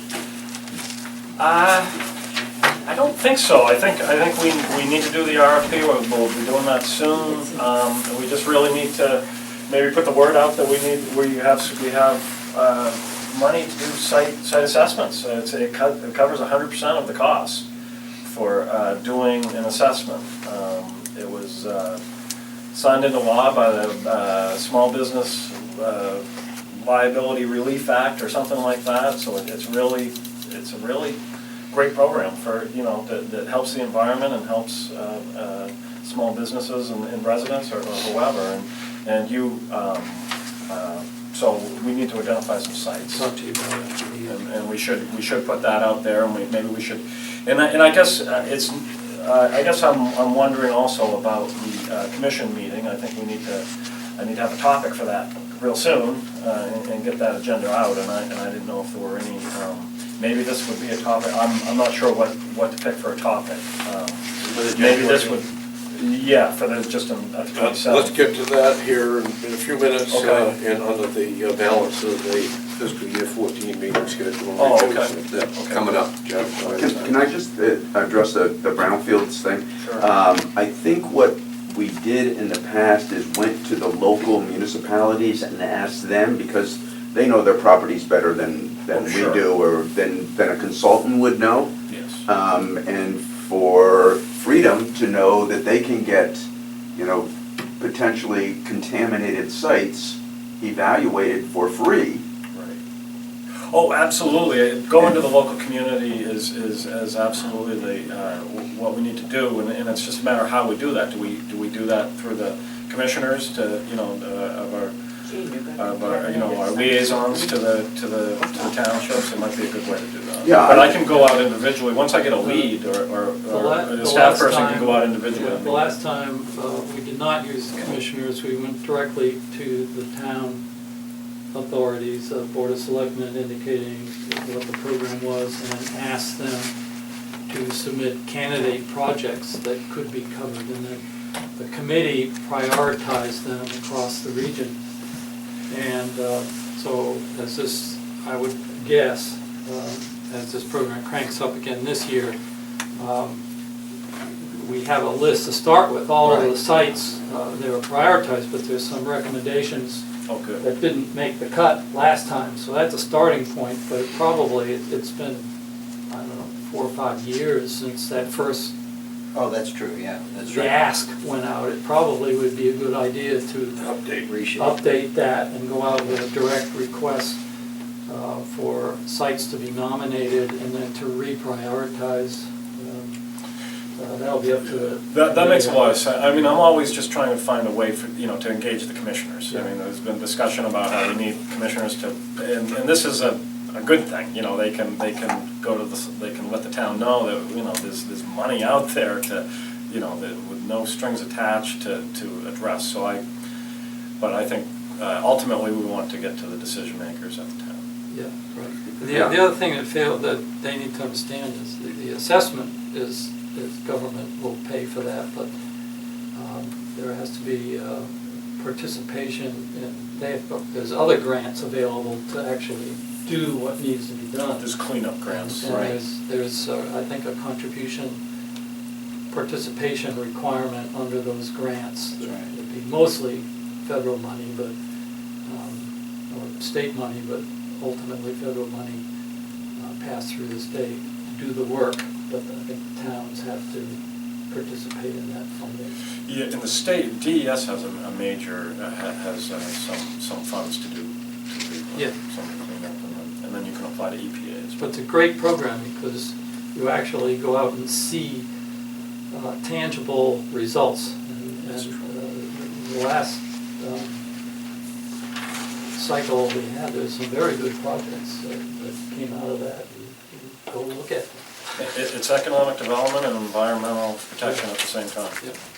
I'd suggest that this is an example of our communication policy, that you would be communicating in tandem to the elected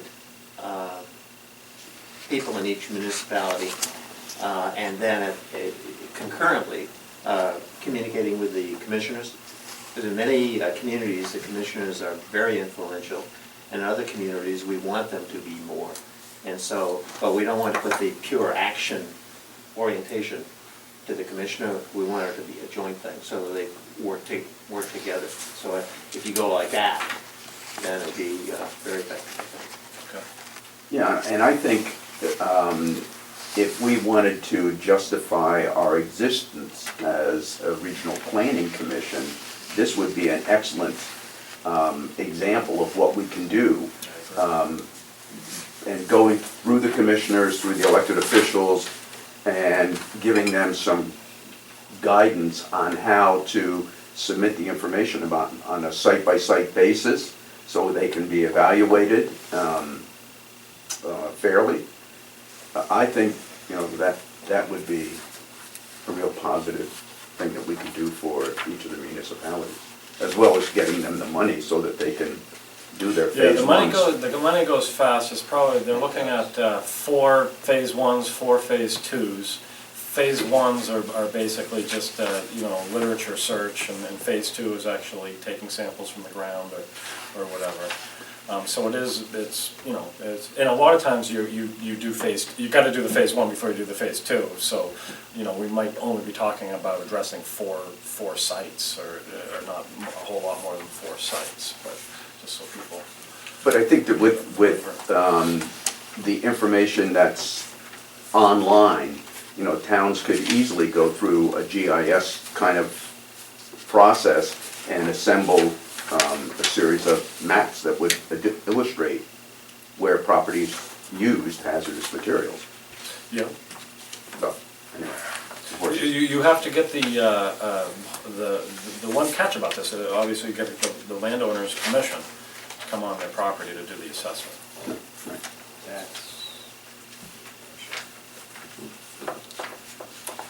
Okay, you may have noticed that that Carmen Lawrence, Belknap Economic Development Council chairperson, has been nominated by the governor to head up the state program.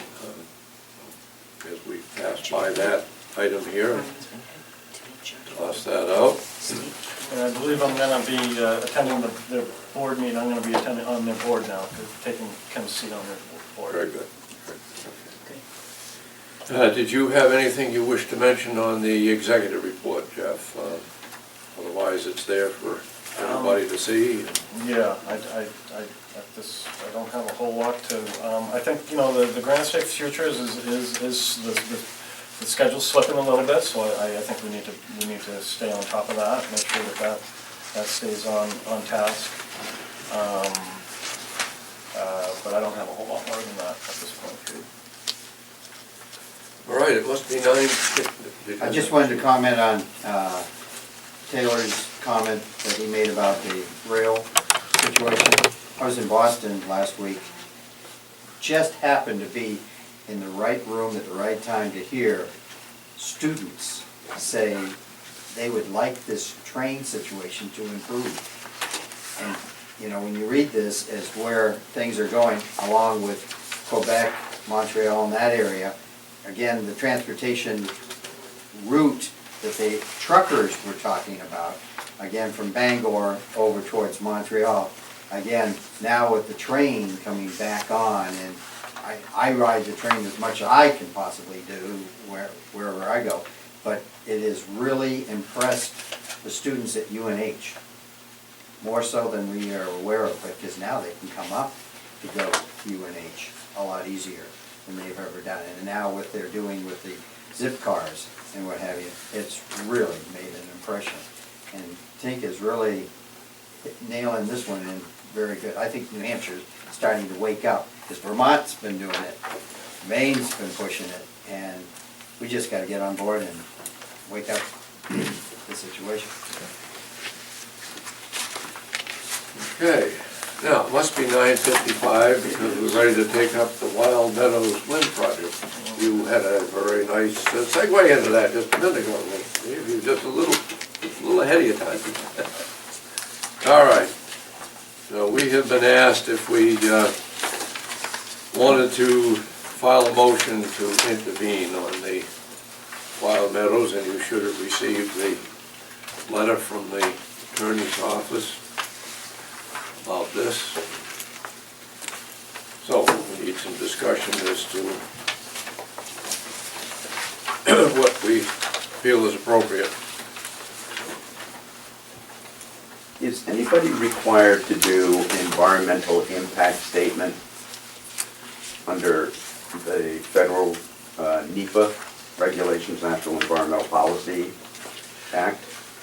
No, not for, it falls under this site evaluation committee, which has a different process than NEPA. It's part of the discussion is at that SB 99 is do they need to provide, as part of NEPA you have to provide alternatives, and you have to provide a full set of alternatives, including no action. And there was some discussion about whether the state process should start mirroring that process more, or take some of those elements from that process, and I think there was far from agreement on whether that should occur or not. So it is very different from NEPA. There's some discussion about taking on some additional qualities of NEPA, including the alternatives review, but it's not at all a consensus yet. Is there any way that we could recommend that an environmental impact statement be done, maybe not just in terms of New Hampshire, but more of a regional? I think there was a number of public hearings as part of that SB 99 that were held around the state, and the report is going to be done on January 13th. At that point, it's left with the Office of State Planning, Office of Energy and Planning, I should say. It used to be Office of State Planning, Office of OEP. And I think Senator Forrester really is I'm not sure which community she's from, but she's from Lakes, I know. Meredith? Yeah. Oh, okay, so she may want to meet with her, or the commission might want to ask to have a discussion with her about that, because she's really, she's very influential and going to be very influential in crafting legislation as it goes forward. I mean, with the Northern Pass and now these projects, I mean, it seems to me that there's a lot of similarity amongst all those projects and, you know, an environmental impact statement from a regional. And they do, you know, they look at environmental, you know, they look at everything from aesthetics to you know, to other environmental impacts. So they do look at that, but it's, you know, there's, you know, what is the criteria that they use when they're looking at it? What is the standard that they're using? And it becomes very technical and pretty quickly on like noise. Oh, You yeah. know, the Oh, noise yeah. standards. Impact on and birds and Visual other flying standards objects. can become very, very technical very quickly. So there's some, so they're trying to grapple with that and you know, but it's something we should keep an eye on. And I think the New Hampshire Association that, you know, that Bob was talking about is keeping an eye on it. And, you know, in OEP, to the credit, is, I was the, they wanted an RPC representative on this group, and I offered to do it. So they're, you know, OEP is keeping the RPCs involved in this and on the discussion. You know, I think there's going to be future opportunities to comment, but I think the senator will be very influential in moving that forward. Well, they just come back last week with potential pilot program under the table. I got this from a reporter who just cornered me the day before yesterday, and it's like, all right, I'm gonna find out, because they were meeting in Alexandria and taking in personal handwritten letters, no typed, whatever, they all had to be handwritten, and then I was supposed to meet with her last night, but she was at another meeting, so hope to catch up with her to find out what they called this pilot program. These windmill companies wanted to slip into and use that as once we're in, you can't kick us out. So. By pilot, you mean you put up one or two or three and then say, hey, Oh, this is yeah. great. Oh, we can't take them down. I went through this 7 or 8 years ago with mobile homes versus remanufactured or manufactured homes. Once they got them in, then they could keep adding more and more and more. And the thing on the SEC too that needs to be clarified is right now it's 35 megawatts or more, but they can, there's some statement in there where they can look at lesser, you know, nameplates than that, but it's not, and I think that might be what you're referring to, is that they have some flexibility on, but there's no clear guidance on, That's just it. on what they. This is all new, it's going at 75 miles an hour instead of 65, and they're just getting ahead, trying to outrun it as fast as they can. And, you know, sales are sales.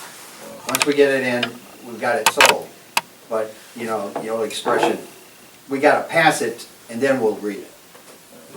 And this is just where this has gone. And it's just coming so much, I would say, faster than most people are trying to keep up with. As an article, where'd you get that one, Pat? I got that from Conway's son a couple days ago. Wow. Yeah, I read that, yeah. Another article just about what it's done up in Groton itself.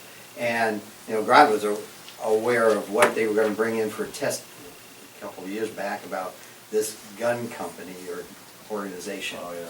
Oh, man, I tell you, and again, they're just outrunning the locals who have no idea how to defend it and can't afford, the old expression, you can't afford a lawyer. Well, boy, this is now waking up a lot of individuals, and especially one out of Boston.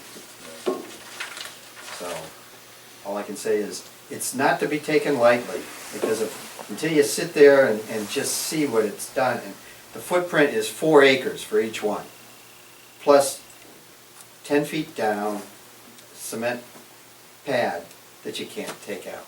Once it's in, believe me, there's a lot of cement goes into them to counterweight the actual movement of them. Tower up that high with that kind of force on it, that kind of, Exactly. And It's a serious road that you have to build to get up there. and then, when it's cold, Don't work. yeah.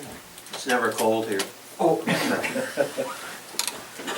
all right, let's use that as get into what we want to do with this particular case, so we can decide what we want to do here. And, I think as we've had discussions in the past, it's not really, we've taken the position not to be an advocate or against a specific project, but rather to focus on the process, the decision-making problem, which is what we just got through talking about, which is a process that probably needs significant improvement. So I don't know if it's appropriate to comment on this specific proposal as apart from the overall process problems that we have. I think the last one that we had similar to this, that we sent a letter to the effect that we wanted to be sure that the environmental concerns were considered along with all others, and that the process was. Yeah, because it has multiple effects. Right. It's not just one area, you Right. know, as we say on the surface, it goes deeper than that. And, you know, from noise to economics to you name it. Has the local community taken a position, do they know? I don't know. I don't know. I didn't know about this until I got a copy of this letter. They're 50-50 right now. Okay. One is totally against it, the Alexandria, as we speak. Danbury is, because Danbury's starving to death. You know, you're gonna see, personally, I'm gonna see townships have to be bailed out, whether they combine themselves into another township just to survive. Their tax base is falling apart. There's just nothing there. For instance, Danbury relies totally on Ragged, and Ragged's behind, even on taxation. But, you know, these things are gonna compound. And just small towns like Rutland went through the same thing. They had no base to stand on. So it was money's coming. It's tough, it really is. You know, we're all looking for, a way to raise some money, revenue, so. Anybody, yes, John? Well, I think that turbine situation is just a perfect example of how strong a not in my backyard approach is. I mean, we can sit here in kind of a casual mode, except for Steve. Thank you. Because we're not looking out the window and seeing these things. If you sit on the highway and look at the ones that already exist, you go crazy because they're not in sync. They're all rotating. It's The least they could do is get them in sync. Yeah, at least people would get them in sync. Orchestration. Yeah. But, Well, that might set up, set up some vibrations and some waves that we couldn't deal with, John. but it's, you know, it's appropriate to talk about process. But what we really ought to consider is, do we go beyond process and look at some of our goals? Right. And it's just extremely difficult to do, because you either got to wade in or not wade in. And that is the damn problem. And if you don't look at them, it's easy. You don't have to look at them. It's easy not to wade into the process. I don't have to listen to If it. you do, yeah. But to imagine some sort of review process that says this is really good for the environment, or at least does not affect the neighborhood. What the hell is that all about? It's going to affect the neighborhood, it's going to affect values, and that's all there is to it. And the process that pussyfoots around that is not a really legitimate process. There, that's my opinion. Now, my understanding is that without the federal subsidies, they wouldn't be able to make it anyway. That's right. It would not be an economic plus, it would be probably negative. So first off, you've got the subsidies that are carrying them, and two, without some of the environmental passes that they get, they wouldn't be able to make it either. So there's a couple of Well, we've got bears showing up at the drive-up window at Dunkin' Donuts now, come on. Because where do they go now? And They get blown off the mountain. I've got bear, I've never had as many bear in my yard, now it's deer as well, but bears. And this is not just, if I was to go up over Sugar Hill, I can see, of course, Tenny Mountains and just see them all. But it has done, not only us, but wolves, coyotes, the whole thing, it's doing it, and it's showing up. And it's a tough one, it really is. It is, because the other side of it is the renewable portfolio standards that, on the face of it, I would think, people, are supportive of. I mean, of increasing, that's at least the state goal that's been passed, is 25% renewables by 2025, trying to increase renewables. And how do you do it? It's tough. All the way around. Economic hat too, Jeff. Discovery Channel had a real good information on nuclear versus natural gas. And I think that was an eye-opener even for myself. I was amazed at how much they call nuclear waste really is in this country. It's minimal compared to what they said, but natural gas, how much power comes from natural gas plants out there. So anyway, what do we want to do on this particular project? Do we want to resurrect that other letter that we had sent back here a couple of years ago? And I think we ought to at least ensure that the environmental considerations are addressed, and whether or not we can take a position. Otherwise, we want to take this, commissioners? I think we can be kept in the loop and be kept informed about the process that they have to go through with SEC. SEC will keep us in the loop. Even if we're not a formal intervener, we'll be kept in the loop. If we are a formal intervener, it's a time commitment. It's a serious time commitment to do it. And I think our real influence is on this idea of orderly development. Regional orderly development is really where we have the most influence. Is there any way that we can have somebody, or can we recommend that a regional environmental impact statement be done outside of, whatever, they're getting federal funds, so. I mean, I think in reviewing materials that they do with their application, we can certainly say that there's things that aren't being answered, or there's impacts that aren't being addressed that we feel should need to be addressed. I think that's a very good role for the RPC to play.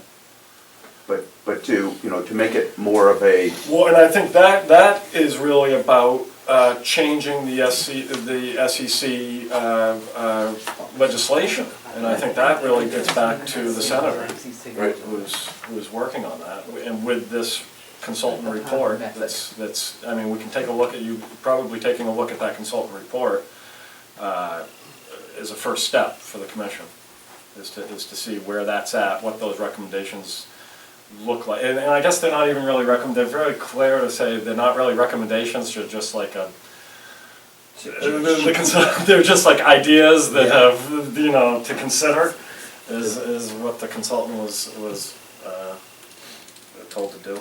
Has anybody ever done a study as what these are doing, or going to do?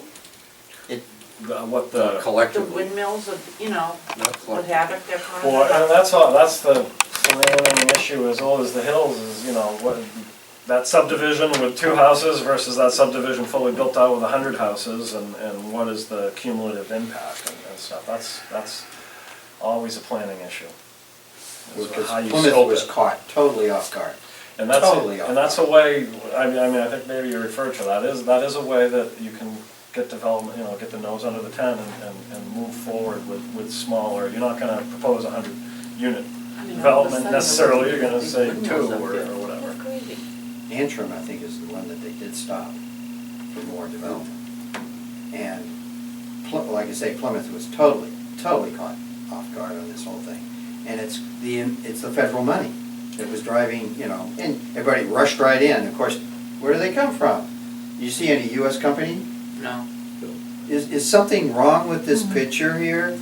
Excuse me for getting a little emotional, but, you know, as a federal former employee, this is it. This is one reason why I got out. Because I was being held hostage, so to speak, for saying anything during even working in New York. There's really no state energy plan too. There you One go. of our really major issues is, you know, We have a these lot of hydro. portfolio standards and there's some efficiencies measures that are trying to be encouraged, but in terms of what is the plan for the state for energy, and it's a real competitive disadvantage, I'll tell you. Energy costs we have some of the highest energy costs in the country. You know, and I think that's one of the big issues is that, you know, if we're going to generate electricity in this state, shouldn't some of that energy go to this state versus shipping it to New York or Connecticut or some other, Boston or some other larger municipality that can't, you know, support themselves? I think that's easier said than done. Oh, I think it is. Interstate commerce there's so many rules that protect interstate commerce that, you know, it's like New Hampshire cannot keep Massachusetts garbage from coming into the state. There's a perfect right to haul garbage from anywhere and bring, as long as you got some roadside to dump it on. I think it's fair to say though that you know, we have regulated utilities with granted monopolies in the state, and with Northern Utilities owning public service of New Hampshire now, things have changed, and we do have to be concerned about New Hampshire's interests. Seeing New York City dark is a wake-up call. That's something. Being in New York City when it's dark. Okay, I think perhaps we best move on to the next. I don't think it's our role to be an intervener. No, I do not either. Watch No. and keep an eye on this and see how. Ask questions. And I think you're right, and I went through it, I was involved in developing EPA's visibility standards for Class 1 areas, national parks. Right. The same issue, and you know, ultimately it comes down to values, and you can sometimes convert those into economic value, but it's more than economic value, and it's just a very difficult technical and social.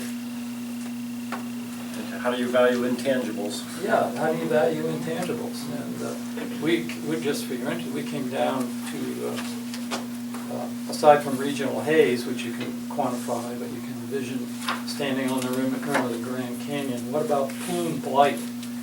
That is, it's not hazy here, but you can see a plume 15 miles away. What standard do you apply to that? It ended up being 0.